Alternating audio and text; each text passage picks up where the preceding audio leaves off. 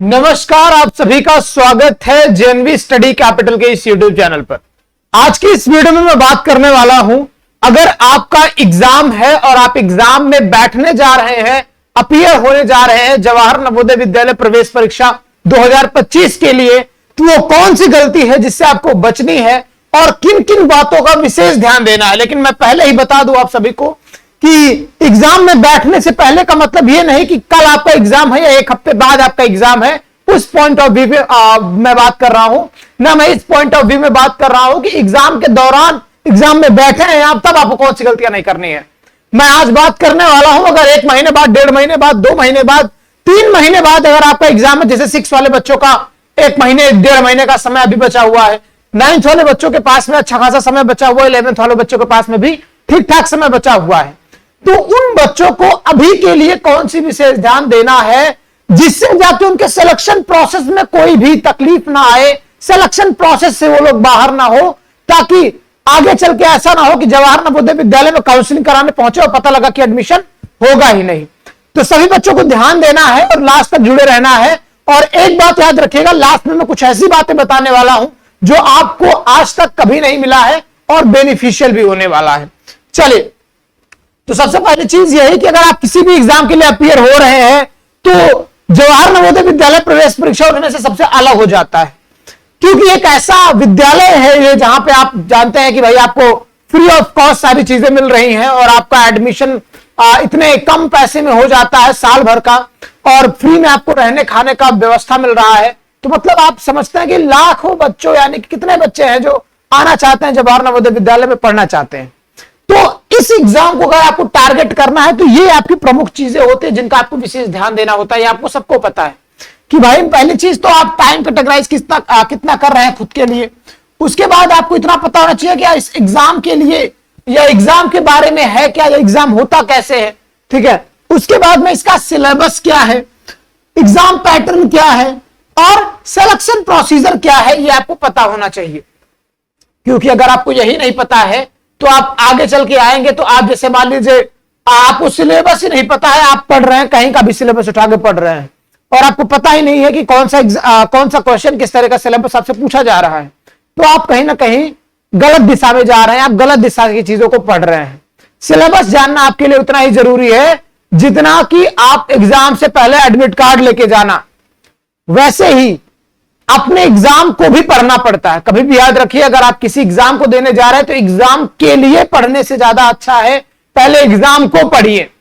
Exam होता क्या है, एग्जाम की साइकोलॉजी को समझिए।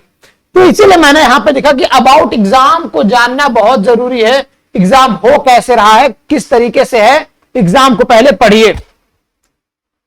एग्जाम पैटर्न अगर आपको नहीं पता है तो आप कुछ भी अटेम्प्ट करते रह जाएंगे, आपके मार्क्स बनेंगे ही नहीं। आपको एग्जाम पैटर्न समझना होता है, जिसके हिसाब से आपको पढ़ना होता है घर पे बैठ के, कि कौन सा सब्जेक्ट कितना आपसे पूछा जा रहा है, कितना नहीं पूछा जा रहा है।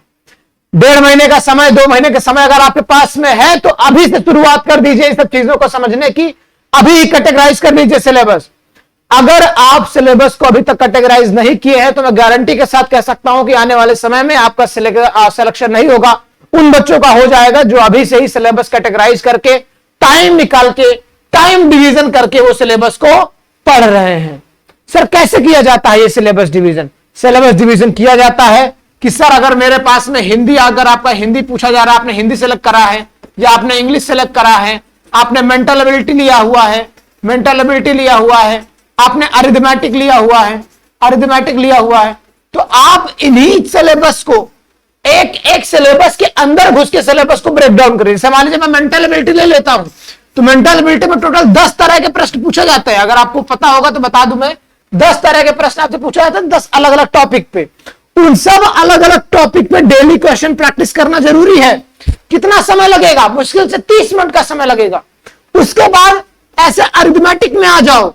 टोटल अगर 20 चैप्टर है बेटा तो 20 चैप्टरों को स्प्लिट मारो, स्प्लिट करो। स्प्लिट करने का मतलब तोड़ दो, चैप्टर को भी तोड़ दो। उसके बाद आके आप टाइम से मेंटेन करो और तब टाइम मैनेजमेंट करोगे तो आपके लिए बेहतर स्ट्रेटेजी फॉलो होगी और 1.5-2 महीने जो बचे हुए एग्जाम को आप एग्जाम में क्रैक कर लोगे और अपने सिलेक्शन प्रोसेस में भी अच्छा रास्ता निकालोगे, आपका सिलेक्शन होगा।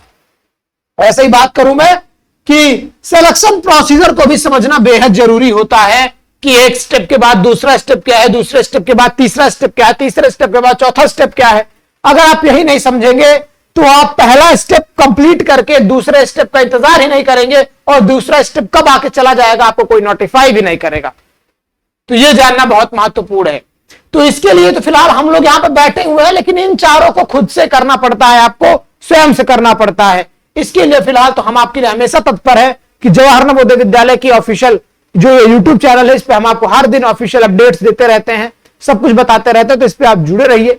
लेकिन आपको स्वयं से एक बार पहले से भी नोटिफिकेशन होना चाहिए। जैसे वीडियोस कई सारी गई है जेएनवी स्टडी कैपिटल पे, वहां बताया गया है कि सिलेक्शन प्रोसीजर क्या है। पहले फॉर्म आएगा, फिर आपका फॉर्म की करेक्शन डेट आएगी, जैसे मतलब सारी चीजें तो हो गई फॉर्म वगैरह का। अब एडमिट कार्ड आएगा, एग्जाम होगा, एग्जाम के बाद में आपका क्या कहते हैं रिजल्ट आता है, रिजल्ट से पहले आपका आंसर की आता है, रिजल्ट के बाद आपका कॉल लेटर यानी कि सभी बच्चों को मेल जाता है। उसके बाद आपको जाना पड़ता है, एक बेसिक सा इंटरव्यू होता है, काउंसलिंग कराया जाता है, डॉक्यूमेंट वेरिफिकेशन होता है, फिर जाके एडमिशन होता है, हॉस्टल वाला फॉर्म फिल कराया जाता है, हॉस्टल मिलता है।